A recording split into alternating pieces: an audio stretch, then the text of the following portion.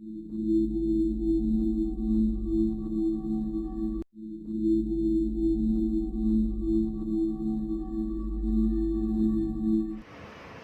Students, very good morning to everyone.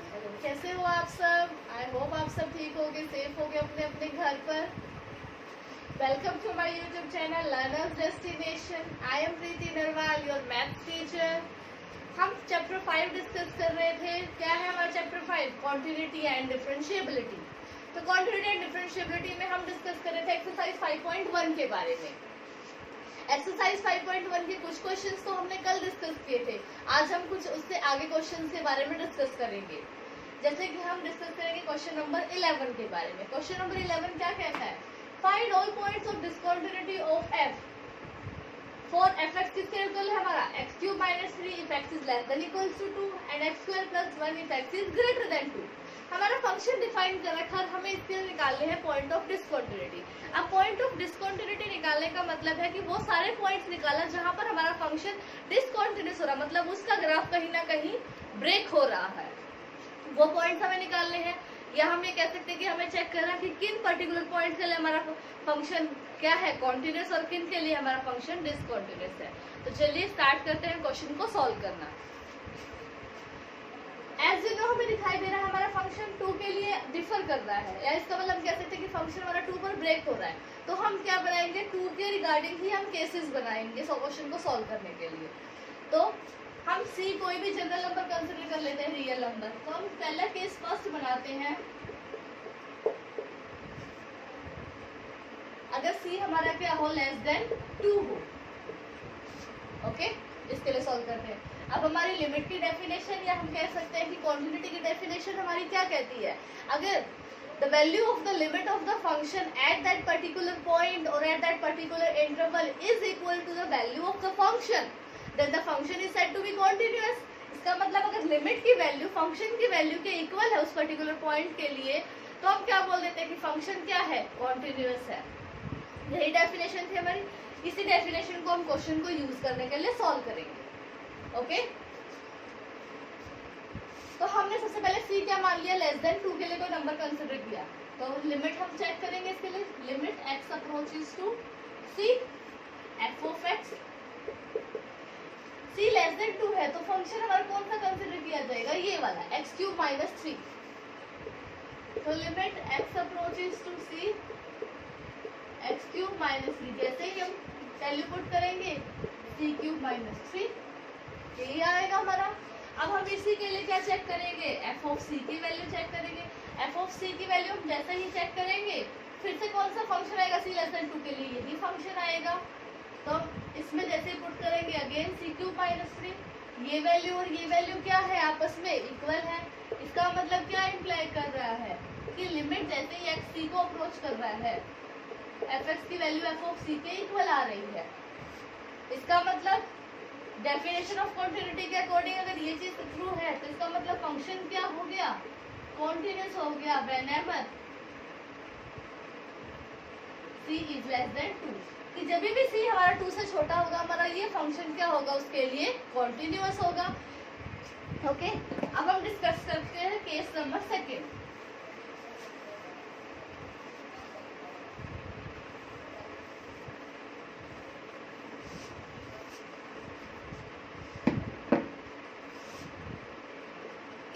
हमारा क्या होगा? हम लेके चलेंगे सी इक्वल टू 2। जैसे हमने सी इक्वल टू 2 लिया, अब हमारा 2 के लिए फंक्शन, दो फंक्शंस हमारे डिफाइन है सी। अगर हम 2 के लिए वैल्यू कंसीडर करें तो इसका मतलब सी इक्वल टू 2 के लिए हमें लेफ्ट हैंड लिमिट भी सॉल्व करनी पड़ेगी, राइट हैंड लिमिट भी सॉल्व करनी पड़ेगी।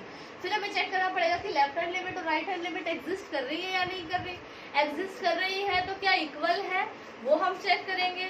और फिर अगर वो लिमिट इक्वल आ जाती तो क्या वो फंक्शन की वैल्यू के इक्वल है। तो चलिए पहले निकालते हैं लेफ्ट हैंड लिमिट।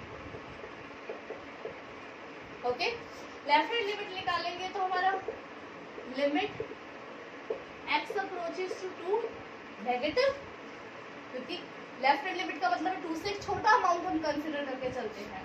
और F of x less than 2 के लिए कौन सा फंक्शन डिफाइन है? ये। तो लिमिट x approaches to 2 negative x cube minus 3, जैसे ही हमने वैल्यू पुट की 2 cube minus 3 that means 8 minus 3 equals to 5। Okay, अब हम निकालते हैं इसके लिए right hand limit x approaches to 2 positive on f of x, limit x approaches to 2 positive, 2 से प्लस कौन सा फंक्शन डिफाइन है ये x square plus 1 that means 2 का square plus 1, 4 plus 1 equals to 5। तो लेफ्ट हैंड लिमिट और right hand limit तो equal आ गई। अब चेक कर दी है फंक्शन की value, that means f of 2 की वैल्यू, 2 के लिए कौन सा फंक्शन डिफाइंड है ये वाला, तो that means x cube minus 3, इस पर हमें टू पुट करना है, तो 2 क्यूब माइनस 3 अगेन 5। तो हमारी लेफ्ट हैंड लिमिट ये क्या इम्प्लाई कर रहा है, left hand limit equals to right hand limit equals to value of function. Again by the definition of continuity, इसका मतलब क्या हो गया, function is continuous at x equals to 2। Okay, जहाँ पर हमारा फंक्शन इस तरीके से डिफाइन हो तो इसका मतलब उस पर्टिकुलर पॉइंट के लिए हमें left hand limit right hand limit दोनों सॉल्व करके देखनी है, तभी हमें क्लियर होगा कि हमारा फंक्शन कॉन्टिन्यूअस है या नहीं है। ओके, ये था हमारा केस सेकेंड। अब डिस्कस करते हैं इसका केस थर्ड।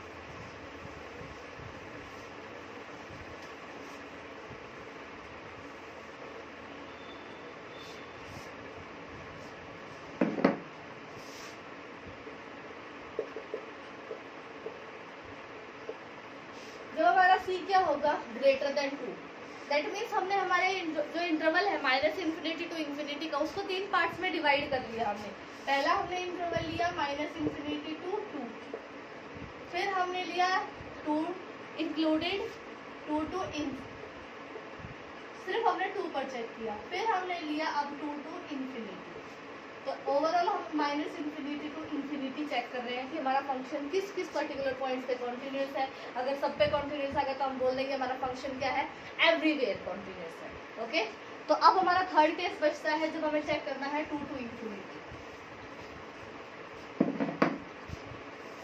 तो अगेन इसके लिए लिमिट की value, limit x approaches to c on f of x, c greater than 2 है तो फंक्शन क्या डिफाइन है, x स्क्वायर प्लस 1,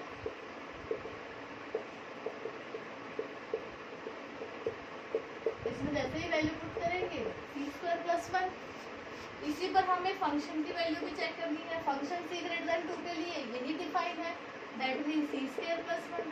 ये क्या इम्प्लाई कर रहा है कि लिमिट की value x approaches to c on f of x is equals to f of c। Again by the definition of continuity ये क्या इम्प्लाई कर रहा है कि f is continuous whenever c is greater than 2। तो इसका मतलब हमारे तीनों केसेस में हमारा फंक्शन क्या आ गया, कॉन्टिन्यूअस है। c लेस देन 2 है तभी भी हमारा फंक्शन कॉन्टिन्यूअस है, c इक्वल्स टू 2 है तभी भी हमारा फंक्शन कॉन्टिन्यूअस है, और c ग्रेटर देन 2 है तभी भी हमारा फंक्शन कॉन्टिन्यूअस है। इसका मतलब तीनों इंटरवल्स के लिए हमारा फंक्शन कॉन्टिन्यूअस आ गया, तो हम बोल सकते हैं कि function is everywhere continuous. Everywhere continuous आ गया, हमें कोई भी पॉइंट ऐसा नहीं मिला जहाँ पर डिसकॉन्टिन्यूअस हो, इसका मतलब इस फंक्शन के लिए कोई भी पॉइंट ऑफ डिसकॉन्टिन्यूटी नहीं है, that means there is no point of discontinuity।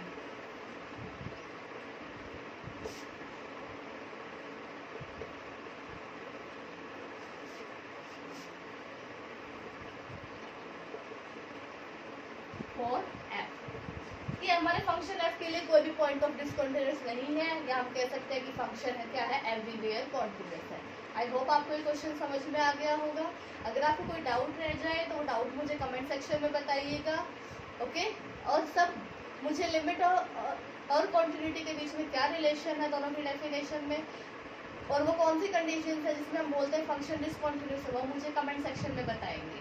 Okay, तो चलिए अब डिस्कस करते हैं क्वेश्चन नंबर 12। क्वेश्चन नंबर 12 क्या कहता है, find all points of discontinuity of F x हमारा किसके इक्वल है, ये है x की पावर 10 माइनस 1, अगर x less than equal to 1 है, x square if x is greater than 1। तो अगेन हमारे क्या निकालना है, पॉइंट ऑफ डिसकॉन्टिन्यूटी निकालना है। इसका मतलब हमें फिर से हमारे जो इंटरवल है माइनस इन्फिनिटी टू इन्फिनिटी उसको ब्रेक करना पड़ेगा, और अलग अलग इंटरवल्स में हम चेक करेंगे कि फंक्शन एवरीवेयर कॉन्टिन्यूअस है या नहीं है। किस किस पर्टिकुलर पे वो फंक्शन डिसकंटिन्यूअस हो रहा है और जहां पर वो डिसकंटिन्यूअस होगा वो क्या बनेंगे, उसके पॉइंट ऑफ डिसकंटिन्यूटी बनेंगे। तो चलिए सॉल्यूशन स्टार्ट करते हैं। अगेन हमारा फंक्शन 1 पर ब्रेक हो रहा है, तो 1 पर ब्रेक हो रहा है तो इसका मतलब हमारे जो केसेस बनेंगे वो भी 1 से रिगार्डिंग ही बनेंगे। ओके, तो हम फिर से वही लेट्स सी, हम कोई भी जनरल रियल नंबर कंसिडर कर लेते हैं। तो हमारा केस फर्स्ट क्या है, हमारा c लेस देन 1 हम कंसिडर कर देते हैं। लेट्स c लेस देन 1 है। ओके, तो जब c लेस देन होगा तो हम फिर से वही लिमिट चेक करेंगे, x approaches to c on f of x। c less than 1 के लिए या x लेस देन 1 के लिए हमारा फंक्शन क्या डिफाइन है, ये x की पावर 10 माइनस 1। तो हमने लिमिट की वैल्यू रखी c की पावर 10 माइनस 1। ओके, अब हम इसके लिए फंक्शन की वैल्यू चेक कर लेते हैं। अगेन c लेस देन 1 के लिए यही फंक्शन डिफाइन है, तो इसका मतलब c की पावर 10 माइनस 1। ये क्या इम्प्लाई कर रहा है कि limit x approaches to c on f of x is equals to f of c।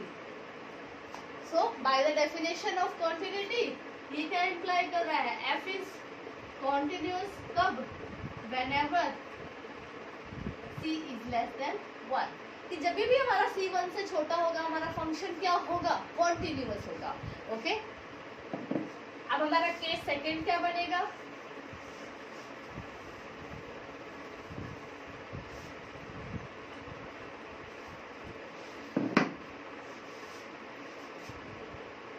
जब हमारा c किसके इक्वल हो जाए, 1 के। अब फिर से 1 पे वही बात आती है, लेफ्ट हैंड पे अलग फंक्शन है, राइट हैंड पे अलग फंक्शन है। इसका मतलब लेफ्ट हैंड लिमिट भी चेक होगी, राइट हैंड लिमिट भी चेक होगी और बीच के फंक्शन की वैल्यू भी चेक होगी।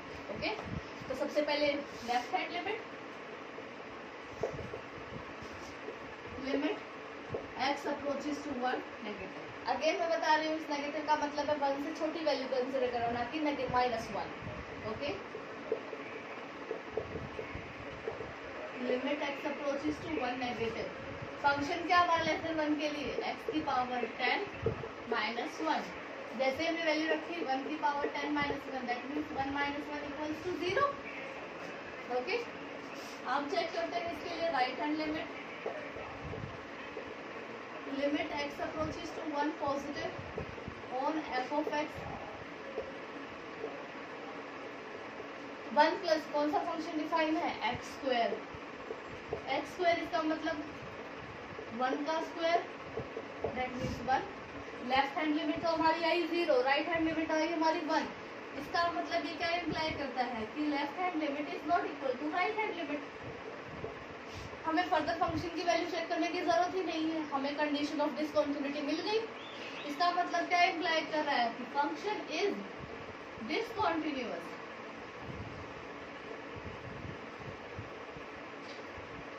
एट x इक्वल टू 1 और एट c इक्वल टू 1। इसका मतलब 1 क्या है, इसके लिए पॉइंट ऑफ डिसकंटिन्यूटी हुई। ओके, अब केस थर्ड डिस्कस करते हैं।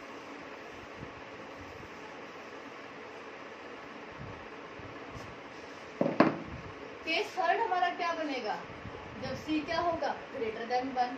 c ग्रेटर देन 1 के लिए फिर से वही value, limit x approaches to c on f of x। f of x greater than 1 के लिए फंक्शन क्या डिफाइन है, यही डिफाइन है, x approaches to c x square, that means c square. f of c की बात करें, मतलब c ग्रेटर देन 1 की बात करें, अगेन यही फंक्शन डिफाइन है, c स्क्वायर। ये क्या इम्प्लाई कर रहा है कि limit x approaches to c on f of x is equals to f of c। So by the definition of continuity ये क्या इम्प्लाई कर रहा है कि f इज कॉन्टिन्यूअस कब, whenever c is greater than 1। इसका मतलब c लेस देन 1 के लिए भी हमारा फंक्शन कॉन्टिन्यूअस है, c ग्रेटर देन 1 के लिए भी हमारा फंक्शन कॉन्टिन्यूअस है। सिर्फ x इक्वल टू 1 ऐसा पॉइंट हमें मिला जहां पर हमारा फंक्शन क्या है, डिसकंटिन्यूअस है।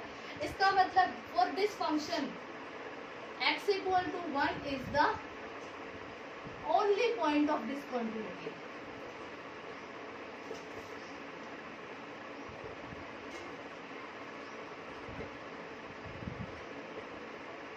बाकी सबके लिए फंक्शन क्या है, कॉन्टिन्यूअस है। ओके, तो जब भी आपके इस तरीके से इंटरवल बने हो तो आपको क्या करना है, क्वेश्चंस को केसेस में डिवाइड करना है, अलग अलग इंटरवल्स पर चेक करना है कि कहाँ हमारा फंक्शन कॉन्टिन्यूस बन रहा है, कहाँ हमारा फंक्शन डिसकॉन्टिन्यूस बन रहा है। तो आज के लिए बस इतना ही, यहाँ तक अच्छे से पढ़िएगा। अगर कोई डाउट रह जाए तो वो डाउट कमेंट सेक्शन में बताइएगा। अगर आप चैनल पर नए हैं तो चैनल को सब्सक्राइब कीजिए और बेल आइकन को दबाइए ताकि आपको टाइम टू टाइम ऐसी वीडियोस की नोटिफिकेशन मिलती रहे। Stay home, stay safe, keep learning students. Have a good day. Thank you.